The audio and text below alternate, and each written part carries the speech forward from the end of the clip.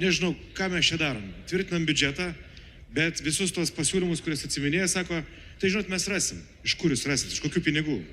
Apie ką jūs šnekat? Apie kažkokį kitą antrą biudžetą, kažkokį, nežinau, paralelinį biudžetą. Neapgaudinėkit, kolegos, žmonių, kurie žiūri šitą posėdį.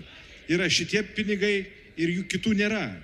Ir sakyti, kad galbūt rasim, tai yra tik tais galbūt savęs ir kitų apgaudinėjimas. O klausimas yra svarbus. Kęstuti, duokit balsuoti, parodykit savo frakcijos, apskritai valdančiosios daugumos valią, prabalsuokim ir parodykim žmonėms, kaip yra iš tikrųjų.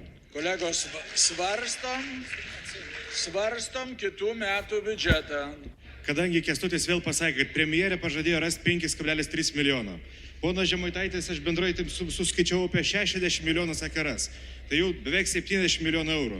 Tai gal galėtų atėti premjerė ir sakyti, žiūrėkit, visiems tiem dalykam, kur mes atmetam pažadų, tikrai bus pinigų.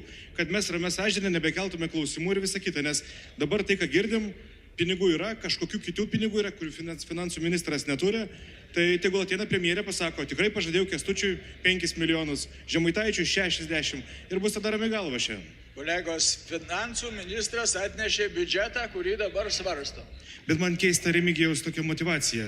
2,5 beveik milijono tai yra praktiškai ta pati suma, kurio reikia aplinkos apsaugos darbuotojams. Čia sako, kažkokiu tai būdu mistiniu ras kitose programuose, bet čia atlyginimam nerandam. Tai arba normaliai motyvuokit, arba vis dėlto sakykit, kad tiesiog atsiemat, nes sutarėt, kad nereikia svarstyti, nes labai atrodo keistai. Ačiū už jūsų nuomonę.